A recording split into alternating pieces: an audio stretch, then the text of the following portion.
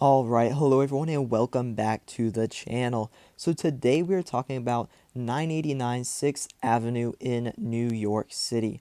So this building here is a 785 foot tall mixed use building. So this is residential with some office space down below. So this building is located in the Garment District of Midtown.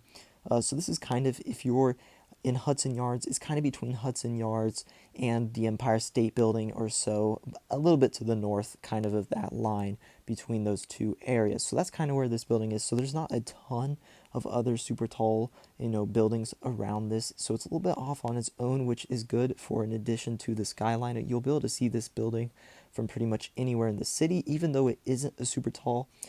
It's not super far off, obviously, at 785 feet. So this will be a 68 stories tall and about 384,000 square feet, and it's going to have about 300 condominiums in it, as well as about 86,000 square feet for commercial space. So that's kind of your breakdown of what this building will be used for, and the location of it. So we can take a look at the design of this building real quick as well and kind of talk about that, looking through these renderings here. So you can see it's kind of broken into three sections or so, and then you also have the podium at the base. So we can kind of take a look through here. So the front is kind of glass and the back is mainly all concrete. I cannot tell if there are windows also on the back or if that's just straight concrete, because if there's no windows on the back, that would be kind of odd to only have basically a third of the building being the glass on the front, because they don't really show any photos of the back of the building, what that will look like. So it might be kind of hard to tell until we get an actual, real photos of the facade, but that will be a little bit, as this is currently under construction, about 20 stories up or so is where they are at right now with this building. So we can take a few looks at these renderings here. As you can see, you can't see the very back, but from these, it looks like there's not any glass facade there. So like I said, that's pretty interesting.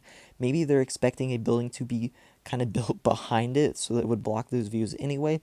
Not really sure, what the thought was there with that. But the front side looks pretty good in my opinion. I mean, especially the podium at the base. We'll take a look at that in a second here. But here's one of the kind of the atriums between the three sections of the building. You have a little bit outdoor area. It kind of steps back a little bit so that you have some outdoor area though, right there as well. There's balconies on that taller, or the section higher up in the building. It has some balconies and stuff, for the residential buildings, or for the residential floors right there.